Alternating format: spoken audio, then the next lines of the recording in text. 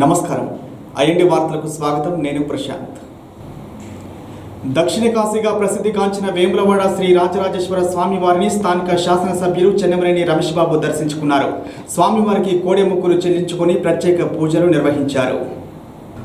అనంతరం స్వామివారి కళ్యాణ మండపంలో ఆలయ అర్చకులు, వేద పండితులు వేదోక్త ఆశీర్వచనం చేసిన పిదప ఆలయ ఏఈఓ బ్రాహ్మణగారి శ్రీనివాస్ శాల్వతో సత్కరించి లడ్డూ ప్రసాదం అందజేశారు. ఈ సందర్భంగా వారు మీడియాతో మాట్లాడుతూ వేములవాడ రాజన్న క్షేత్రం గొప్ప క్షేత్రమని, వేములవాడకు వచ్చే భక్తులకు సకల సౌకర్యాలు ఏర్పాటు చేస్తామన్నారు. శృంగేరి పీఠాధిపతి చెప్పిన సూచనల ప్రకారం ఆలయం ప్రకారం 5 ఎకరాల్లో విస్తీర్ణం చేయడం జరుగుతుందన్నారు. ఆలయం అభివృద్ధితో పాటు వేములవాడ పట్టణాన్ని అభివృద్ధి చేస్తామని అన్నారు. సిరిసిల్ల వేములవాడ జంట నగరాలుగా అభివృద్ధి చేస్తామని మంత్రి కేటీఆర్ హామీ ఇవ్వడం చాలా సంతోషంగా ఉందని చెన్నమనేని రమేష్ బాబు అన్నారు.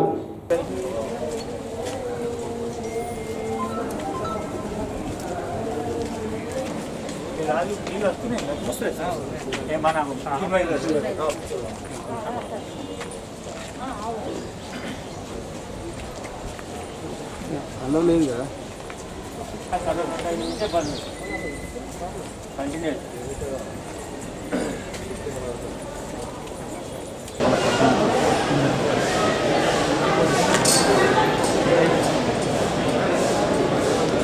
सर्वमङ्गलमाङ्गल्ये शिवे सर्वार्थसाधके शरण्ये त्र्यम्बके देवी नारायणी नमोस्तुते।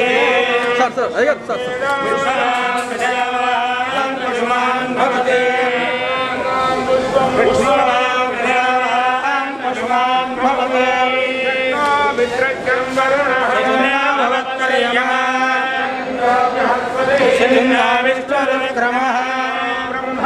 नमस्ते वायो प्रत्यक्षं ब्रह्मासि तमेव प्रत्यक्षं ब्रह्म वरिष्ठवेदास्य ग्रहकुटुम्बानां देवस्तैर्य वीर्य विजयवादालोक्य भारतीय राजराजेश्वर सामदेवता परिपूर्णता अनुग्रह प्रसादित्यर्थं पृथ्वीश्वर देवता पूजाङ्गरस्ते नन्दिकेश महाभाग शिवध्यान परायणा भद्रासो भद्रतो योजता देवानां देवानां सक्षमादे दिवावयं देवानां प्रचेरन्नुदेवसे नान्मोर्वायाविदाहो दक्षामश्रिधम् अयणं मरणं धूममश्विना सरस्वतेन तरे स्वस्ति इन्द्रो वृद्धश्रवः स्वस्ति नः पूषा विश्ववेदाः स्वस्ति नस्ताक्ष्यो अरिष्टनेमिः स्वस्ति नो बृहस्पतिर्दधातु शम्भवे शम्भवे.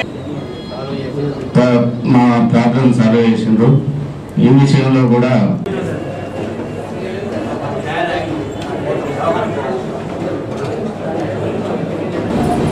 మరి అనతి కాలంలోనే వేములవాడ క్షేత్రాభివృద్ధికి నేను తప్పకుండా మాట్లాడి నిర్వహిస్తానని వారు చెప్పడం జరిగింది. దానికి సంబంధించిన కార్యక్రమాలన్నీ జరుగుతున్నాయి.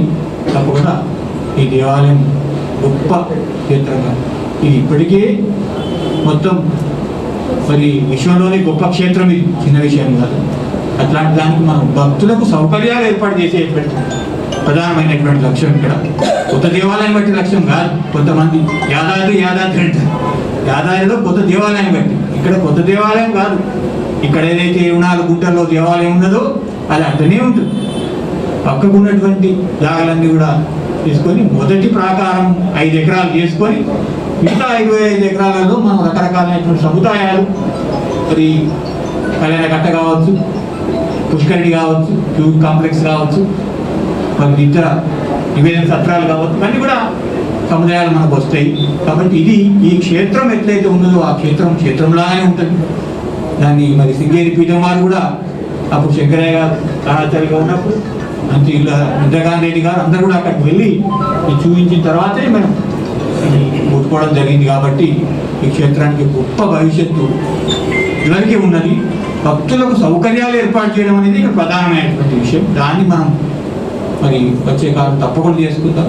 పద్దిపోతమ్మ దేవాలయ అభివృద్ధి కూడా అన్ని ప్రణాళికలు సిద్ధంగా ఉన్నాయి. 2 గుంటలలోనే ఉంది దేవాలయం.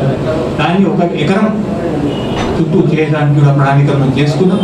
అది కావచ్చు, ఇంకా మనకు ఉన్నటువంటి రోడ్ వైడనింగ్ కూడా చేయాలని ప్రణాళికలు ఉన్నాయి. అట్లనే కొత్త బస్ స్టాండ్ విషయం కూడా, ఇవన్నీ కూడా అంచెలంచెలుగా ప్రజలందరినీ ఒప్పించి మెప్పించి వారి దీవెనలతోటి మనం అభివృద్ధి చేసుకుంటున్నాం. ఇక్కడ 30 ఎకరాలు తీసుకున్నప్పుడు కూడా ఆ రైతులందరినీ ఇక్కడికే పిలిచి వారికి అది దేవుని శాలువా కప్పి మరి ప్రసాదం ఇచ్చి చెక్కు చేతిలో పెట్టినటువంటి 30 కోట్ల రూపాయలు ఇక్కడనే మనం చేతిలో పెట్టినాం.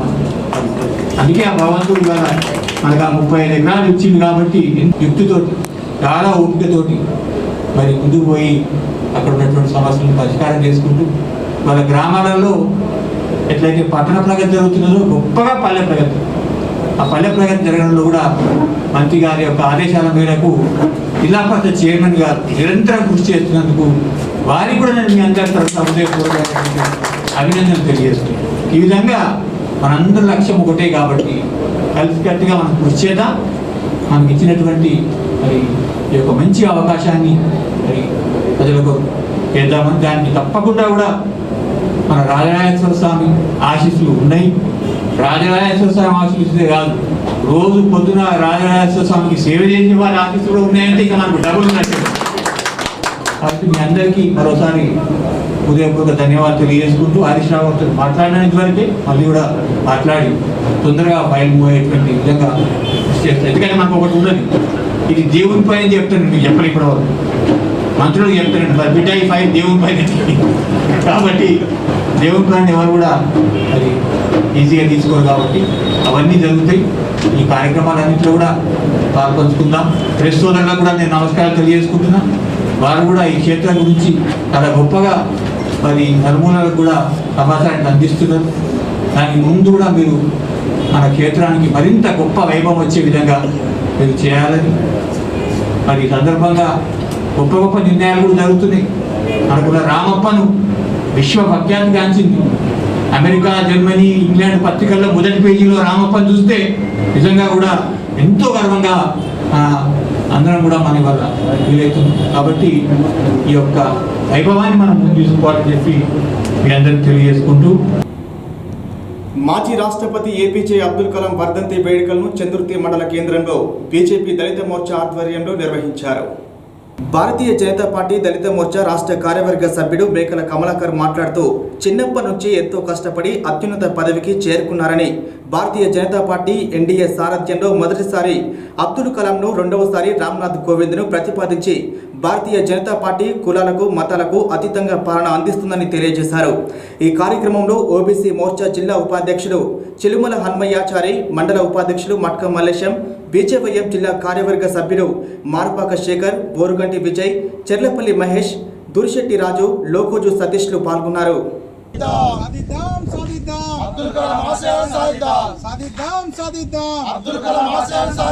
अमर रहे अब्दुल कलाम, अमर रहे अमर रहे अब्दुल कलाम, अमर रहे सादिदाम सादिदाम अब्दुल कलाम आशयाలను సాధిద్దాం.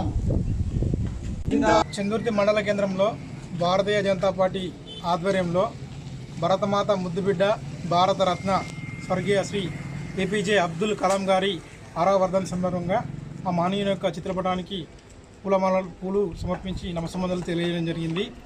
భారతదేశ రక్షణ వ్యవస్థలో అగ్రగామిగా నిలిపినటువంటి గొప్ప వ్యక్తి Abdul kalonji.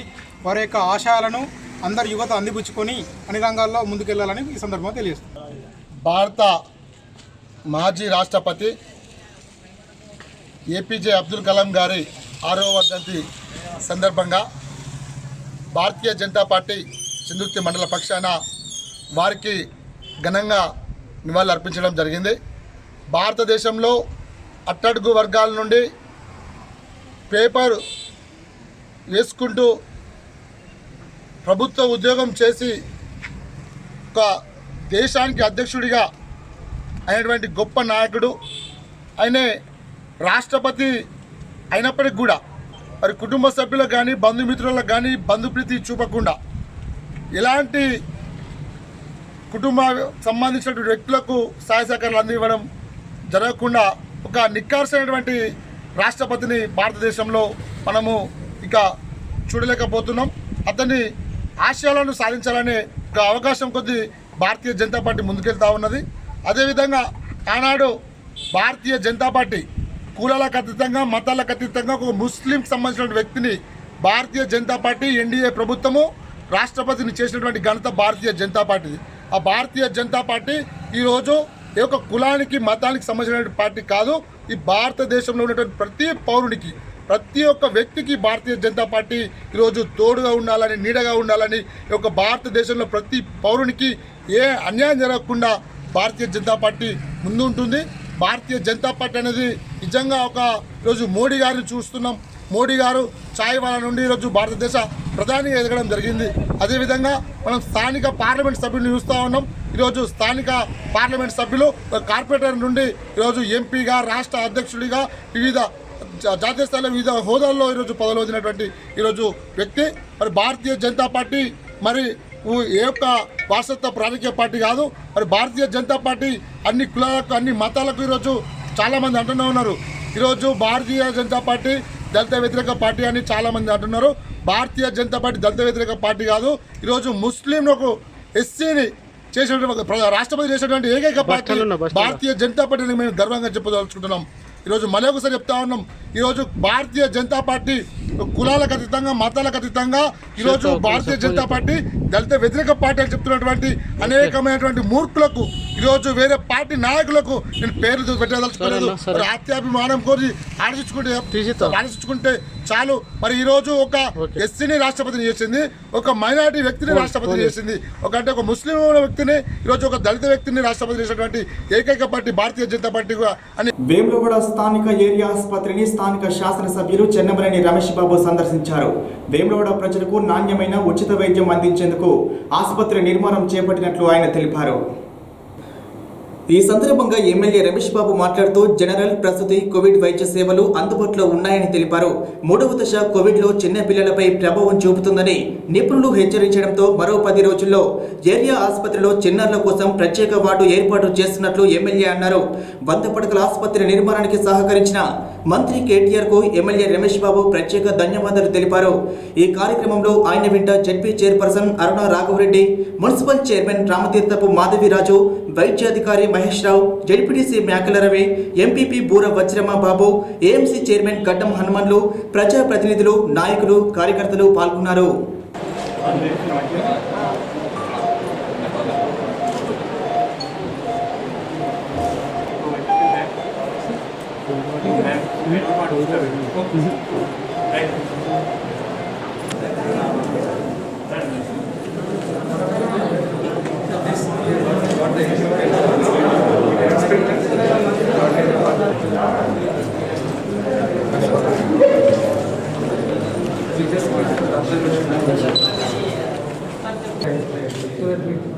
We take them directly to the there and so the water there is there. Any minor procedure we go outside, there is an ICU and then some initial part of the ICU. We got 12 beds. 12 beds we have arranged here. But I will request how to want to go into here.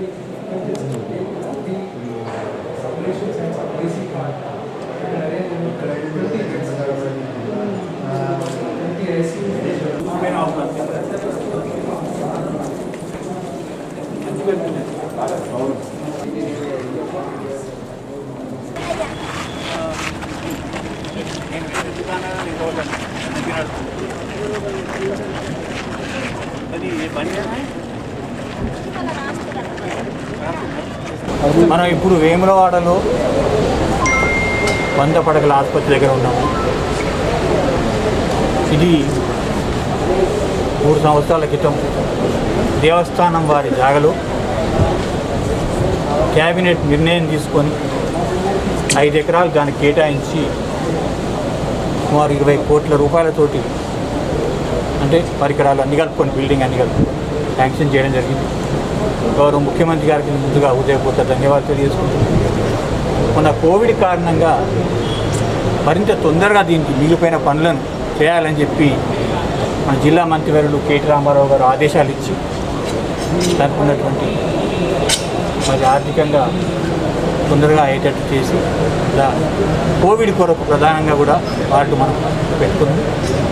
230 మంది Covid పేషెంట్లు ఇక్కడికి వచ్చి treatment తీసుకొని సురక్షితంగా మళ్ళీ వాళ్ళ ఇళ్ళకు పోవడం జరిగింది. అంతేకాకుండా ఇప్పుడు కూడా కోవిడ్ సంబంధించినటువంటి పైన వేరే ఒక బ్లాక్ దాన్ని కేటాయించడం జరిగింది. ప్రసూతులు కూడా మొన్నటి నుంచి ప్రారంభమైనవి. మరి 3 చిన్నపిల్లలు కూడా పుట్టడం జరిగింది. అదే కాకుండా ఈఎన్టీ అంటే గొంతు మరి ముక్కుకు సంబంధించినటువంటి స్పెషలిస్ట్ కూడా రావడం జరిగింది. పిల్లల డాక్టర్ కూడా వచ్చి ఉన్నారు. ఇట్లా అన్ని రకాలైనటువంటి వసతులు ఏర్పాటు చేసి ప్రజలకు సేవ చేయడంలో మరి ఆసుపత్రి మంచి పునాదులు వేయడం జరిగింది. దీనికి సంబంధించినటువంటి మరి ఆక్సిజన్ నిరంతరం వచ్చే విధంగా కూడా ఒక ట్యాంక్ నిర్మాణం కూడా జరుగుతున్నది. ఆగస్టు చివరి లోపల ఆ ట్యాంక్ నిర్మాణం జరిగితే నిరంతరం ఆక్సిజన్ ఇప్పుడైతే కాన్సన్ట్రేటర్లు తీసుకుంటున్నామో అది పైప్ లైన్ ద్వారా తీసుకునేటువంటి అవకాశం ఉంది. ఇంత పెద్ద ఆసుపత్రి 1,25,000 ఎస్ఎఫ్టీతో కట్టినటువంటి ఆసుపత్రి చాలా గొప్పగా ఉమ్మడి కరీంనగర్ జిల్లాలోనూ పెద్దది. అంతేకాకుండా వచ్చే వారం పిల్లల కొరకు 20 బెడ్ల ఒక స్పెషల్ మరి వార్డును కూడా తయారు చేస్తున్నారు. వచ్చే వారం ప్రారంభిస్తాం. ఎందుకంటే కోవిడ్ పిల్లలకు వచ్చేటువంటి ప్రమాదం ఉన్నదనేటువంటి సూచికలు వస్తున్నాయి కాబట్టి మంత్రి గారి ఆదేశాల మేరకు ఇక్కడ డాక్టర్ మహేష్ గారు మరి పెద్ద వహించి ఆ వార్డును కూడా పూర్తి చేస్తున్నారు. వచ్చే వారం ఆ వార్డు కూడా అవుతుంది. ప్రతిరోజు సుమారు 300 మంది అవుట్ పేషెంట్స్ కూడా వస్తున్నారు. ఇక్కడ వేములవాడ పట్టణం కావచ్చు. అక్కడ వేములవాడలో ఉన్నప్పుడు 150 వరకు వచ్చేది, 100 వరకు వచ్చేది. ఇక్కడ 300 వరకు వస్తుంది. కాబట్టి ఈ ఆసుపత్రికి ఒక మంచి భవిష్యత్తు. ఇక్కడ ఇటు ఒకవైపు వేములవాడ పట్టణం, మరోవైపు R&R కాలనీలు, ఇటు చందుర్తి కావచ్చు, రుద్రంగి కావచ్చు, మరి కోనరాపేట కావచ్చు, ఇటు బోయినపల్లి కావచ్చు, ఇవన్నీ మధ్యలో మనం ఉన్నాం. కాబట్టి ఏరియా ఆసుపత్రి అనేటువంటి ఒక మంచి అవకాశం మనకు కల్పించినటువంటి ముఖ్యమంత్రి గారికి, అదేవిధంగా జిల్లా మంత్రివర్యులకు హృదయపూర్వక ధన్యవాదాలు తెలియజేసుకుంటూ ఇక్కడ పనిచేస్తున్నటువంటి సిబ్బంది డాక్టర్ మహేష్ గారి నేతృత్వంలో మరి ఇప్పుడు ఇక్కడ ఇన్ఛార్జ్ సూపరింటెండెంట్గా ఉన్నారు. వారి నేతృత్వంలో పనిచేస్తున్నటువంటి ఉన్నారు. ఇప్పుడు 50% వరకే మనం 50 బెడ్లే తీసుకున్నాం. ఇంకా 50 బెడ్లు తీసుకునేటువంటి అవకాశం మనకు 100 పడకలు కూడా ఇక్కడ అయ్యే అవకాశం ఉన్నది. కాబట్టి నాకు చాలా సంతోషంగా ఉన్నది. ఈ ఆసుపత్రి ఇంత మంచి విశాలమైనటువంటి ప్రదేశంలో, మంచి వాతావరణంలో మనం ప్రజలకు ఉచితమైన నాణ్యమైనటువంటి వైద్యాన్ని ఇక్కడ ఇచ్చి ఒక్క రూపాయి ఖర్చు లేకుండా ప్రైవేటు ఆసుపత్రులు అన్నిటికీ ధీటుగా ఈ ఆసుపత్రి నిర్మాణం జరిగింది. కాబట్టి ప్రజలందరూ కూడా దీన్ని ఉపయోగించుకోవాలని చెప్పి హృదయపూర్వకంగా కోరుతున్నాను. చందుర్తి మండల కేంద్రంలోని ప్రాథమిక ఆరోగ్య కేంద్రాన్ని బీజేపీ దళిత మోర్చా కార్యవర్గ సభ్యుడు మేకల కమలాకర్ సందర్శించి కోవిడ్ వ్యాక్సినేషన్కు సంబంధించి వివరాలను అడిగి తెలుసుకున్నారు. ఈ సందర్భంగా ఆయన మాట్లాడుతూ వైద్య సిబ్బందికి paracetamol, vitamin C, multi vitamin టాబ్లెట్లను అందించి పేద ప్రజలకు అందజేయాలని కోరారు. భారతదేశ ప్రధాని ఉచితంగా అందిస్తున్న వ్యాక్సిన్ను నిర్లక్ష్యం చేయవద్దని, ప్రజలను ఇబ్బంది కలగకుండా వ్యాక్సినేషన్ వేయాలని కోరారు. ఈ కార్యక్రమంలో ఓబీసీ మోర్చా జిల్లా ఉపాధ్యక్షులు చిలుముల హనుమయాచారి, మండల ఉపాధ్యక్షుడు మట్కం మల్లేశం, బీజేవైఎం జిల్లా కార్యవర్గ సభ్యుడు మానుపాక శేఖర్, బోర్గంటి విజయ్, చర్లపల్లి మహేష్, దూర్శెట్టి రాజు, లోకోజు సతీష్లు పాల్గొన్నారు.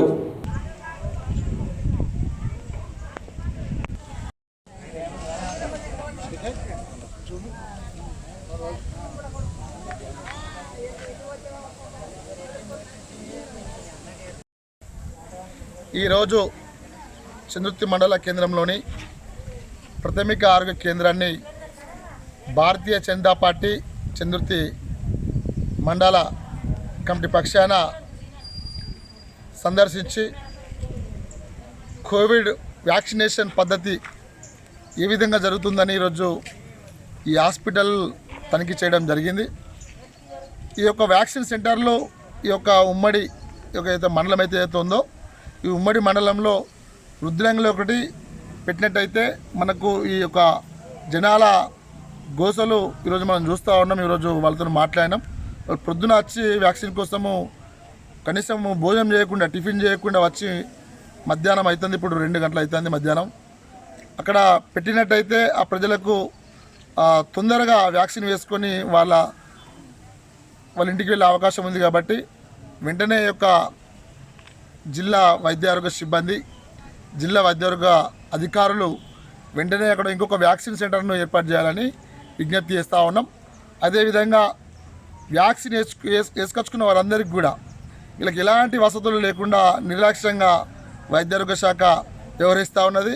వారికి ఇప్పుడే చెప్పాం, వాళ్ళకి విజ్ఞప్తి చేస్తూ ఉన్నాం. ఎందుకంటే మా మండల ప్రజలు ఆరోగ్యం కొద్ది ఉండాలని మా మండల ప్రజల కోసము ఈరోజు గౌరవనీయులు భారత ప్రధాని నరేంద్ర మోడీ గారు ఎన్ని వేల కోట్లైనా పర్వాలేదు ఈ భారతదేశంలో 120 కోట్ల జనాభాకు ఉచితంగా వ్యాక్సిన్ ఇస్తామని చెప్పినటువంటి గొప్ప మహానుభావుడు నరేంద్ర మోడీ గారికి ప్రత్యేకంగా మేము చందుర్తి మండల భారతీయ జనతా పార్టీ పక్షాన కృతజ్ఞతలు తెలియజేస్తూ, అదేవిధంగా ఈరోజు ఈ వ్యాక్సిన్ అనేది వేసుకొని ఎలాంటి భయభ్రాంతులకు రాకుండా, ఇది కొంతమంది అంటారు వేరే పార్టీ వాళ్ళు, ప్రతిపక్షాల పార్టీ వాళ్ళు ఎలాంటి చాతగాని మాటలు, చేతగాని దద్దమ్మలు ఈరోజు మాట్లాడుతూ ఉన్నారు.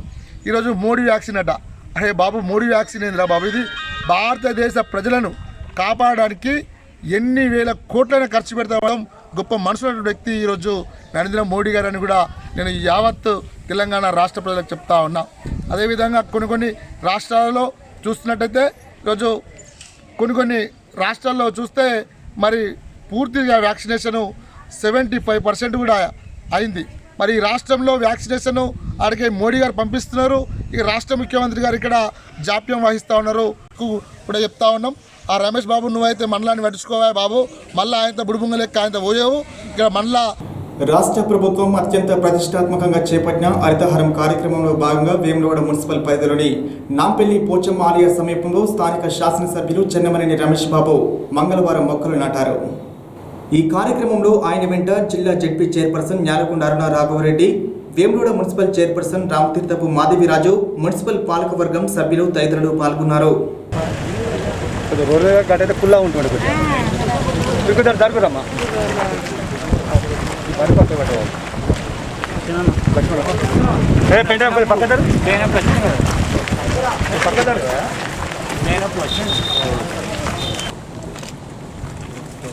జై తెలంగాణ.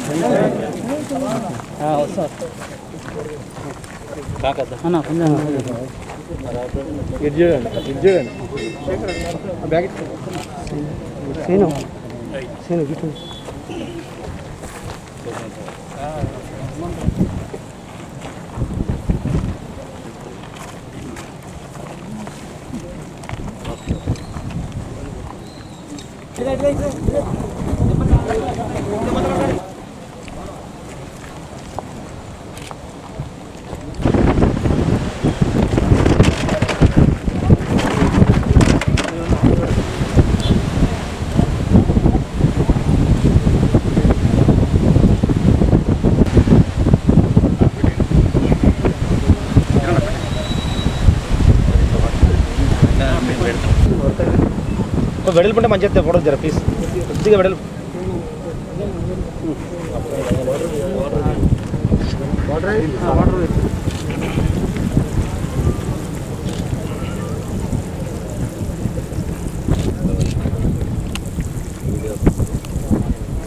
ఓకే ఒకసారి పంపించడానికి ఒకసారి క్లీన్ చేస్తారు, మళ్ళీ 15 రోజులు ఎందుకంటే వేస్తారు.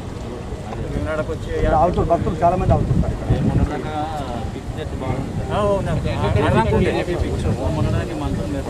ఇంత అనిపించకపోవచ్చు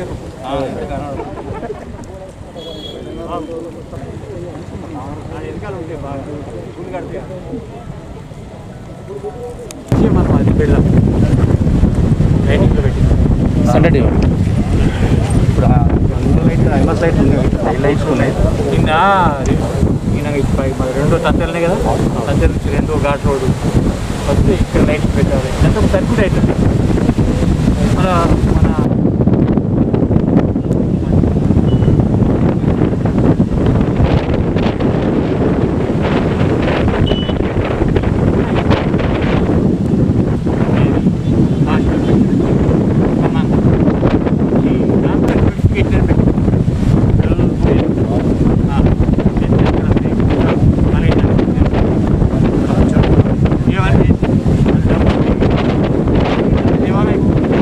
మార్గాలు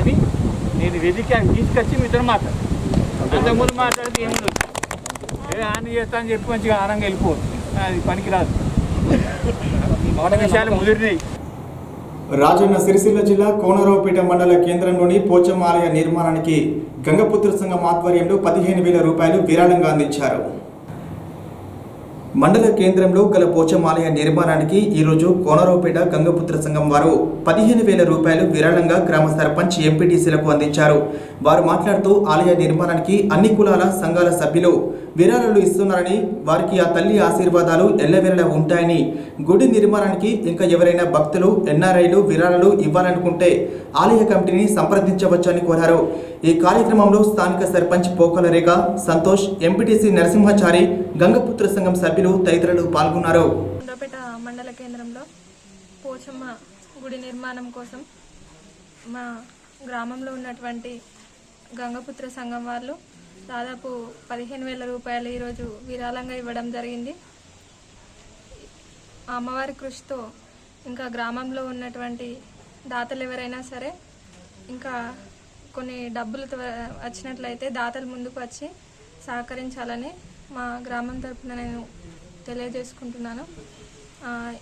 ఇంకా దాతలు ఇంకా మండలంలో ఉన్నవారు ఎవరైనా సరే వచ్చి అమ్మవారి గుడి నిర్మాణంలో పాలు పంచుకొని అమ్మవారి కృపా కటాక్షాలకు పాత్రలు కాగలరని కోరుకుంటున్నాను. కోనరావుపేట మండల కేంద్రంలోని పోచమ్మ గుడి ఆలయం పునర్నిర్మాణం కొరకు మన గంగపుత్ర సంఘం వారు 15,000 రూపాయలు విరాళంగా ఇవ్వడం జరిగింది. ఈ పోచమ్మ గుడి నిర్మాణంలో భాగంగా ఇంకా కొంత పని ఉన్నది, మనకు గోపురం ఉన్నది, ఇంకా చాలా పనులు ఉన్నాయి. కాబట్టి మన ఊళ్ళో ఇప్పటి వరకు చాలామంది దాతలు సహాయం చేసినారు. అమ్మవారి దయ వల్ల చాలా ఇప్పటి వరకు వసూలైనాయి. ఇంకా ఈ పని నిర్మాణం కోసం ఇంకా కొంత డబ్బులు కావాలి. కాబట్టి అందరి కృషి ఉంటుంది, అయినా సరిపోతలేవు. ఇంకా ఎన్ఆర్ఐలు కానీ మన మండల్లో దాతలు కానీ ఎవరైనా వారి అమ్మవారి దయ ఉంచి అమ్మవారి మీద దయతో ఎవరి సహాయమైనా తీసుకొని గుడిని పూర్తి చేద్దామని చెప్పి కోరుకుంటున్నాం. అగ్రహారం ఆంజనేయ స్వామి వారిని కాంగ్రెస్ నేత ఆది శ్రీనివాస్ మంగళవారం దర్శించుకొని ప్రత్యేక పూజలు నిర్వహించారు.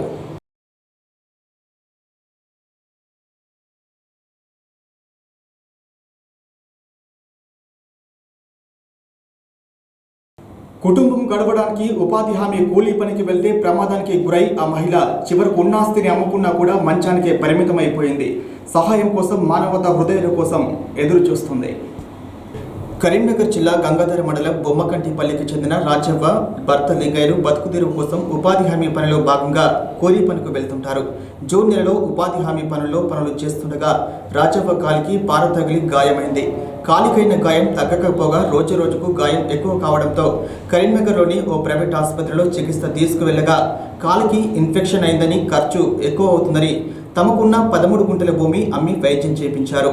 20 రోజులు ఆసుపత్రిలో ఉన్న రాజవ్వ దగ్గర డబ్బులు అయిపోవడంతో ఇంటికి వచ్చి ప్రైవేట్ వైద్యుని వద్ద వైద్యం చేయించుకుంటుంది. ఇప్పటికే శరీరమంతా పాయిజన్ అయిందని, తమను ప్రభుత్వం అధికారులు ఆదుకోవాలని కన్నీరు మున్నీరుగా వినిపిస్తూ వేడుకుంటున్నారు.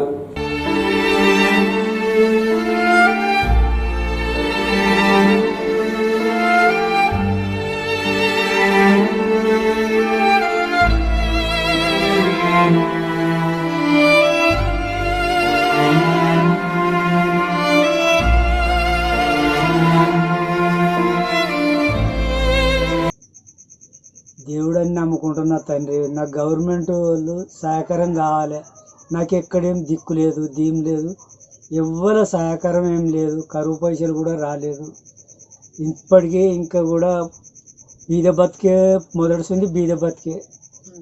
మాకు గవర్నమెంట్ ఏమన్నా చేయండి తండ్రి అని మొక్కుతున్నా. అయ్యా ఇంతే నా ఆశపడే ఉన్నా. ఇదివరకు దాకా ఏం ధైర్యం లేకనే ఉన్నా.